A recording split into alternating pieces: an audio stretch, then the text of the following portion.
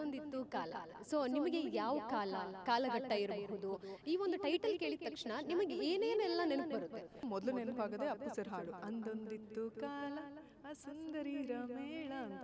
ಅಂದೊಂದಿತ್ತು ಕಾಲ ಆ ಸುಂದರಿ ರಮೇಳ. ಪರ್ಸನಲ್ ಲೈಫ್ಗೂ ತುಂಬಾ ಇಂಪಾರ್ಟೆನ್ಸ್ ಕೊಟ್ಟು ಈ ಕಡೆ ಸಿನಿಮಾ ಇಂಡಸ್ಟ್ರಿಗೂ ಇಂಪಾರ್ಟೆನ್ಸ್ ಕೊಟ್ಟು ಬ್ಯಾಲೆನ್ಸ್ ಮಾಡ್ತಿದ್ದೀರಾ. ಯಾವ್ಯಾವ ವಯಸ್ಸಲ್ಲಿ ಯಾವ್ಯಾವ ಸಂದರ್ಭದಲ್ಲಿ ಏನೇನಾಗಬೇಕು ಅದಾದ್ರೆ ಚಂದ ಅನ್ನೋಂಥದ್ದು. ಅಂದ್ರೆ ನಾನು ಬೆಳ್ಕೊಂಡ್ ಬಂದಿರೋದೇ ಹಾಗೆ.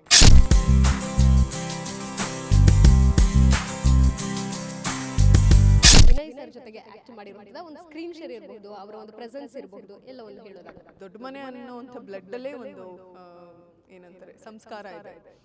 ತುಂಬಾ ಹಂಬಲ್ ಆಗಿರ್ತಾರೆ, ಡೌನ್ ಟು ಅರ್ತ್ ಆಗಿರ್ತಾರೆ. ಸೊ ಅದೇ ವಿನಯ್ ಸರ್ಗೂ ಕಂಟಿನ್ಯೂ ಆಗಿದೆ.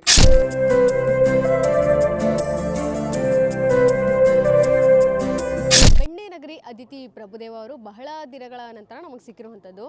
ಅದರ ಅರ್ಥ ಸಿನಿಮಾಗಳನ್ನ ಮಾಡ್ತಿದ್ದಾರೆ, ಜೊತೆಗೆ ಇವತ್ತು ಮಾತುಕತೆಗೆ ಸಿಕ್ಕಿರುವಂಥದ್ದು ಅಪರೂಪ ಅಂತ. ಇವತ್ತು ಅವರ ಒಂದು ಸಿನಿಮಾದ ಸಾಂಗ್ ಹಿಟ್ ಆಗಿರೋ ಕಾರಣ ಸಿಕ್ಕಿರುವಂಥದ್ದು ಅಂದೊಂದಿತ್ತು ಕಾಲ ಅನ್ನುವಂಥದ್ದು. ಅದಿತಿ ಅವರೇ, ಚೆನ್ನಾಗಿ ಕಾಣಿಸ್ತಾ ಇದ್ದೀರಾ, ಹೇಗಿದ್ದೀರಾ ಅಂತ ಕೇಳೋದೇ ಬೇಡ ನಾನು. Thank you. ಮಗು ಹೇಗಿದೆ, ಹೇಗೆ ಅನ್ನಿಸ್ತಾ ಇದೆ ಈ ಒಂದು ಬೇರೆ ಲೈಫ್? ಮಗು ಚೆನ್ನಾಗಿದ್ದಾಳೆ. ಅಂದರೆ ಎಲ್ಲ ಹೆಣ್ಮಕ್ಳು ಅನುಭವಿಸೋಂಥ ಒಂದು ಘಟ್ಟನೆ ಇದು. ಆ ಘಟ್ಟದಲ್ಲಿ ನಾನು ಇದ್ದೀನಿ ಅನ್ನೋದು ಒಂದು ಅದೃಷ್ಟವಂತೆ ಅಂತ. ಅಂದೊಂದಿತ್ತು ಕಾಲ. ಸೊ ನಿಮಗೆ ಯಾವ ಕಾಲಘಟ್ಟ ಇರಬಹುದು, ಈ ಒಂದು ಟೈಟಲ್ ಕೇಳಿದ ತಕ್ಷಣ ನಿಮಗೆ ಏನೇನೆಲ್ಲ ನೆನಪು ಬರುತ್ತೆ? ಎಲ್ರಿಗೂ ಕೂಡ ಅಂದೊಂದಿತ್ತು ಕಾಲ ಅಂದ ತಕ್ಷಣ ಮೊದಲು ನೆನಪಾಗದೆ ಅಪ್ಪು ಸರ್ ಹಾಡು ಅಂದೊಂದಿತ್ತು ಕಾಲ ಆ ಸುಂದರಿ ರಮೇಳ ಅಂತ. ಅದು ನಾನು ಕೂಡ ಹೊರತಲ್ಲ, ನನಗೂ ಅದೇ ಮೊದಲು ನೆನಪಿಗೆ ಬಂದಿತ್ತು. ಬಟ್ ಈ ಸಿನಿಮಾದಲ್ಲಿ ತುಂಬ ಆಪ್ಟ್ ಆಗುವಂತಹ ಪದ ಅದು ಅಂದೊಂದಿತ್ತು ಕಾಲ ಅನ್ನುವಂಥದ್ದು. ಹಾಗಾಗಿ ಆ ಹೆಸರನ್ನು ಇಟ್ಟಿದ್ದಾರೆ.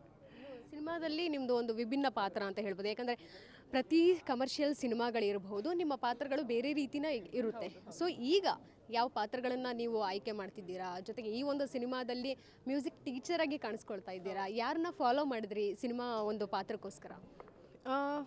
ಅಂದರೆ ಎಲ್ಲ ಆರ್ಟಿಸ್ಟ್ಗಳಿಗೂ ಅದೊಂದು ಹಸಿವಿರುತ್ತೆ, ಬೇರೆ ಬೇರೆ ಥರದ ಪಾತ್ರ ಮಾಡಬೇಕು ಅಂತ.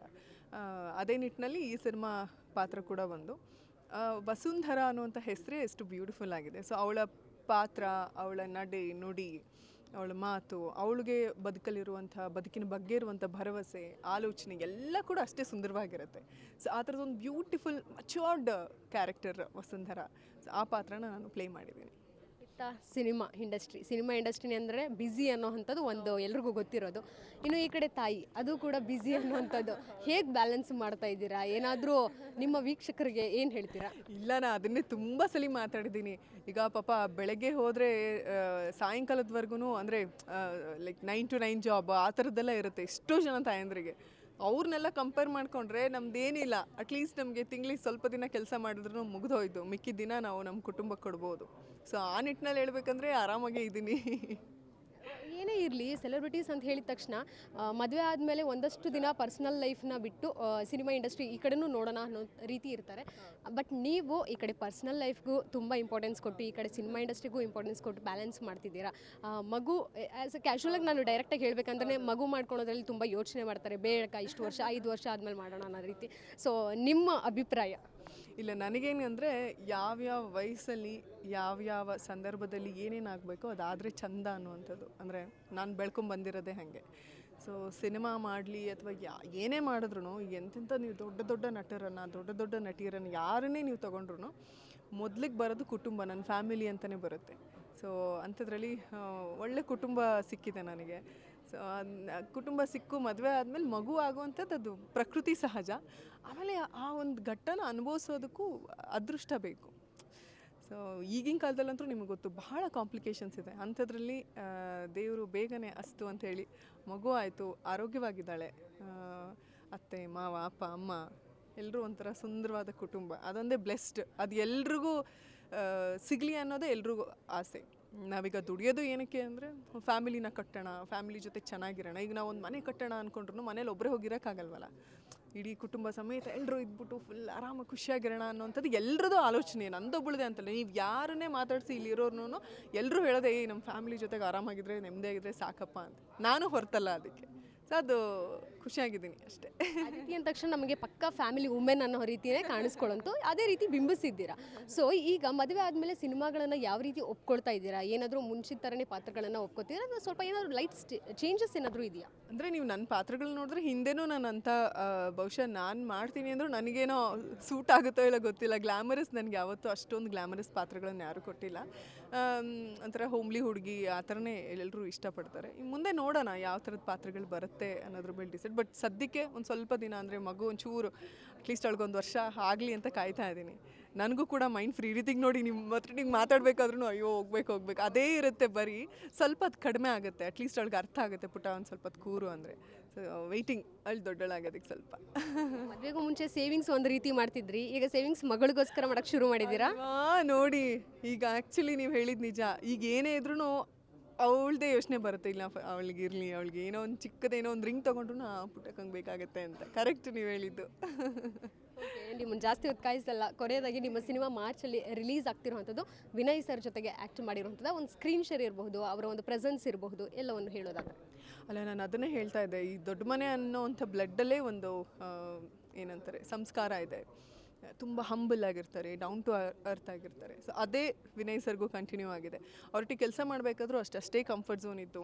ನಾವು ಸರ್ ಹೇಳ್ದಂಗೆ 4 ಗಂಟೆ 5 ಗಂಟೆಗೆಲ್ಲ ಶೂಟ್ ಮಾಡಿದ್ವಿ. ಬೆಳಗ್ಗೆನೇ ಬೇಗ ಬರೋದಕ್ಕೆ ಹೇಳೋರು. ಶೂಟ್ ಇನ್ ದ ಸೆನ್ಸ್ ನಿಮ್ಗೆ ಗೊತ್ತಿರುತ್ತೆ, ನಾವು ಅದಕ್ಕಿಂತ ಮುಂಚೆ ಎದ್ದು ರೆಡಿಯಾಗಿ ಸೀನ್ ಎಲ್ಲ ಓದ್ಕೊಂಡು ಎಲ್ಲದಕ್ಕೂ ಪ್ರಿಪೇರ್ ಆಗಬೇಕಾಗಿರುತ್ತೆ. ಸೊ ಅದೆಲ್ಲದೂ ಈಗ 2 ಆರ್ಟಿಸ್ಟ್ಗಳು ಜೊತೆಗಿದ್ರೇ ಚಂದ. ಸೊ ಎಲ್ಲದಕ್ಕೂ ವಿನಯ್ ಸರ್ ಪಾಪ ತುಂಬ ಕೋಆಪ್ರೇಟ್ ಮಾಡೋರು. ಅವರಾಯ್ತು ಅವ್ರ ಕೆಲಸ ಆಯಿತು ಅನ್ನುವಂಥ ಪರ್ಸನ್. ತುಂಬ ಖುಷಿ ಆಯಿತು ಅವರೊಟ್ಟಿಗೆ ಕೆಲಸ ಮಾಡಿ. ಇನ್ನು ಸುರೇಶ್ ಸರ್ ಆಗಿರ್ಬೋದು, ನಮ್ಮ ನಿರ್ಮಾಪಕರು, ಡೈರೆಕ್ಟರ್ ಕೀರ್ತಿ ಸರ್ ಆಗಿರ್ಬೋದು, ಎಲ್ಲರೂ ಅಷ್ಟೇ. ಯಾರೂ ಇಲ್ಲಿ ಹೆಡ್ ವೈಟು ಅಥವಾ ನಾನು ಪ್ರೊಡ್ಯೂಸರ್ ಆ ಥರದ್ದು ಏನೂ ಇರಲೇ ಇಲ್ಲ. ಚೆನ್ನಾಗಿ ಸಿನಿಮಾ ಮಾಡೋಣ ಅಂಥೇಳಿ. ಆಮೇಲೆ ಕತೆನೂ ಹಾಗೆ ಇತ್ತು. ಇದು ತುಂಬ ಎಲ್ಲ ಒಂಥರ ನೈಜವಾಗಿರುವಂಥ ಕತೆ. ಹಾಗಾಗಿ ತುಂಬ ಚೆನ್ನಾಗಿ ಶೂಟಿಂಗ್ ಮಾಡಿದ್ವಿ. ನಿಮ್ಮ ಆಪ್ತ ಸ್ನೇಹಿತ ಧನಂಜಯ್ ಅವರು ಸಹ ಇತ್ತೀಚೆಗಷ್ಟೇ ದಾಂಪತ್ಯ ಜೀವನ ಕಾಲಿಟ್ಟರು. ಏನು ವಿಶ್ ಮಾಡ್ತೀರಾ? ಹೋಗೋಕ್ಕೆ ಆಗಲಿಲ್ಲ ಅನ್ಸುತ್ತೆ. ಹೌದು, ಆ್ಯಕ್ಚುಲಿ ಧನು ಸರ್ ಮದುವೆಗೆ ಹೋಗ್ಬೇಕಂತ ತುಂಬ ಆಸೆ ಇತ್ತು. ನಾನು ಯಶು ಎಲ್ಲ ಪ್ಲ್ಯಾನ್ ಮಾಡ್ಕೊಂಡಿದ್ವಿ. ಬಟ್ ಇಲ್ಲಿಂದ ಮಗಳಿಗೆ ಮತ್ತೆ ಅಲ್ಲಿ ಟ್ರಾವೆಲು, ಅಲ್ಲಿ ಮತ್ತೆ ಫುಲ್ಲೆಲ್ಲ ಅಫ್ಕೋರ್ಸ್ ಧನು ಸರ್ ಮದುವೆ ಅಂದರೆ ಎಲ್ಲ ಎಷ್ಟು ಜನ ಕ್ರೌಡ್ ಇರುತ್ತೆ.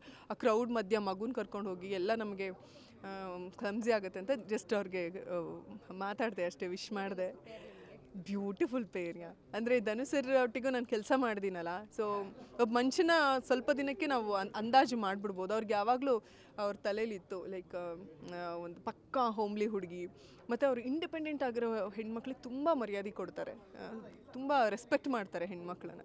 ಸೊ ಅವ್ರಿಗೆ ಆ ಥರದ್ದೆಲ್ಲ ಒಂದು ಹುಡುಗಿ ಸಿಗಬೇಕು ಅನ್ನೋದೊಂದು ಅವ್ರಿಗೆ ಆಸೆ ಇತ್ತು.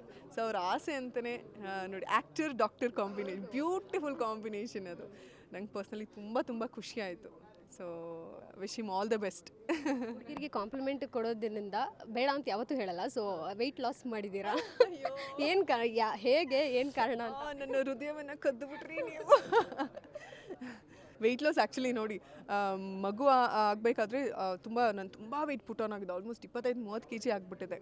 ಅವಾಗ ಎಲ್ಲರೂ ದಪ್ಪ ಆಗಿದ್ದೀರಾ ಅನ್ನೋರು. ಅಂದರೆ ನಮ್ಮಲ್ಲ ಬೇಸಿಕ್ ನಾಲೆಡ್ಜು ಇಲ್ಲ ತುಂಬ ಜನಕ್ಕೆ. ಅದು ಅಂದರೆ ಒಂದು ಹೆಣ್ಮಗಳು ಮಗು ಹಾರ್ಮೋನ್ಸ್ ಇಂಬ್ಯಾಲೆನ್ಸ್ ಆಗುತ್ತೆ ಅಥವಾ ಹಾರ್ಮೋನ್ಸ್ ಬೇರೆ ಥರದ ಏನೇನೋ ಆಗುತ್ತೆ, ಅದೆಲ್ಲ ಸೈಂಟಿಫಿಕ್ಕಾಗಿ ಹೇಳಕ್ಕೆ ಬರ್ತಿಲ್ಲ.